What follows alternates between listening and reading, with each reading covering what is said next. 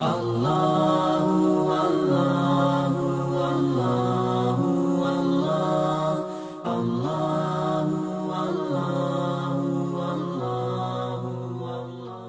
تعالیٰ کہتا ہے من کان یرید العاجلہ عجلنا لہ فیہا ما نشاء لمن نرید، کہ تم جو دنیا کی کوشش کرتے ہو تو ہم اس میں جتنا چاہتے ہیں اتنا دیتے ہیں اور جس کو چاہتے ہیں اس کو دیتے ہیں۔ لیکن علم کے لیے اللہ نے کہا علم الانسان ما لم یعلم، کھل کے بتایا کہ اس میں یہ نہیں کہ بھائی تقسیم کرو، نہیں، جتنا لینا چاہو گے مل جائے گا۔ پیسے کے لیے کہا ما نشاء، جتنا میں چاہوں گا، پھر کہا لمن نرید، جس کو چاہوں گا۔ اب بڑی بڑی ڈگریوں والے ان پڑھوں کی نوکری کر رہے ہوتے۔ ایک خربوں پتی تاجر مجھ سے ملنے آیا، کہنے لگا میں 4 جماعتیں پڑھا ہوں، 5ویں پڑھ نہیں سکا تھا، اور اس نے شلوار الٹی پہنی ہوئی تھی، اس کو یہ نہیں نظر ہے سلوار تھا سدھی کر لوا، پٹھی سلوار پاتے آئے ہویا۔ تو علم کا فقیر کبھی عزت سے زندگی نہیں گزار سکتے۔ پیسے کا فقیر اگر ہاتھ بند کر کے رکھے، یوں نہ کرے یوں کرے، ساری زندگی عزت سے گزارے، وہ پورا معاشرہ عزت سے گزارے گا۔ لیکن جن کے پاس علم نہیں ہے اور وہ علم کی بھیک مانگ رہے ہیں تو انہیں ذلت و پستی سے نکالنے کا اور کوئی ذریعہ، دیکھو ہم ایٹمی طاقت بن گئے لیکن ذلت سے نہیں نکلے، میزائلوں کے تجربے کر رہے ہیں، ذلت سے نہیں نکلے کہ یہ جو میری نسل بیٹھی ہے انہیں علم کا شوق نہیں، انہیں پاس ہونے کا شوق۔ اور علم روٹی کے لیے نہیں پڑھا جاتا ہے، علم شعور کے لیے پڑھا جاتا ہے۔ علم برائے شعور ہے۔ علم کیوں پڑھ رہے ہو؟ میری فہم بڑھے، میری عقل بڑھے، میری سوچ بڑھے، میری نظر بڑھے، میری نگاہ بڑھے۔ اس لیے میں علم اگر پڑھ رہا ہوں کہ مجھے ڈگری ملے اور جاب ملے، تو پھر وہ راجے بازار والے میں اور تم میں کوئی فرق نہیں ہے۔ وہ جو وہاں بیٹھا ہوا صبح سے شام تک نوٹ چھاپ رہا ہے، اس میں اور تمہارے درمیان کوئی فرق نہیں ہے۔ اور علم کے شوق کو بیدار کرنے کی جو ذمہ دار ہیں وہ ہماری یونیورسٹیاں ہیں، ہمارا نظام تعلیم ہے۔ لیکن میں دکھ سے کہتا ہوں ہماری یونیورسٹیاں کاروباری ادارے ہیں، تعلیمی ادارے نہیں ہیں۔ تو انہیں فکر ہی کوئی نہیں کہ ہم اپنی نسل کو کچھ دے کے مریں، کچھ ان کو کسی سطح پہ کھڑا کر کے جائیں۔ لہٰذا پڑھانے والوں کا بھی ذوق اتنا ہی ہے کہ یہ پڑھ لو بڑی اچھی جاب ملے گی، یہ پڑھ لو بڑا تمہارا برائٹ فیوچر ہے، تم امریکہ میں جا کے بڑی اچھی جاب لے سکتے ہو اور فرانس میں جا کے بہت اچھی جاب لے سکتے ہو۔ کون کہتا ہے کہ ملک کی خدمت کرو گے، قوم کی خدمت کر دو؟ تو پہلے بچوں اپنی نا تم نیتیں بدلو، نیتیں بدلو کہ تم نے علم لینا ہے۔ اور اللہ عام کر رہا علم الانسان ما لم یعلم، جو تمہیں نہیں آتا آؤ مانگو ہم دیں۔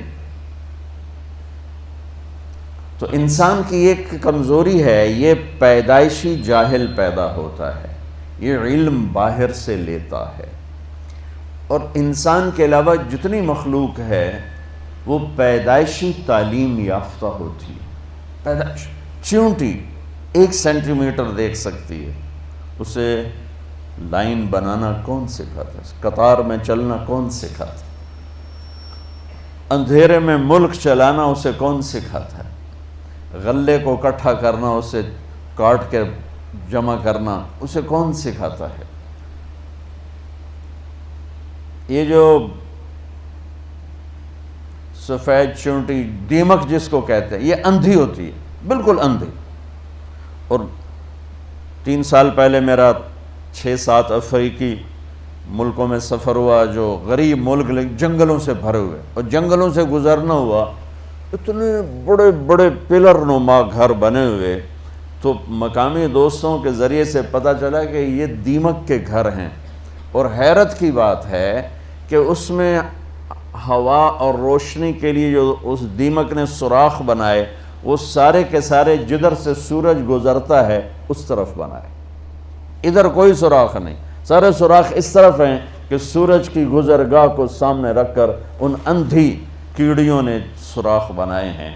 تو انسان اور غیر انسان میں ایک یہ عجب فرق ہے کہ یہ پیدائشی جاہل ہوتا ہے، اور پھر سارا زور لگا کے کوئی سیکھ سکھا بھی لے تو وہ بھی ہے الا قلیلا۔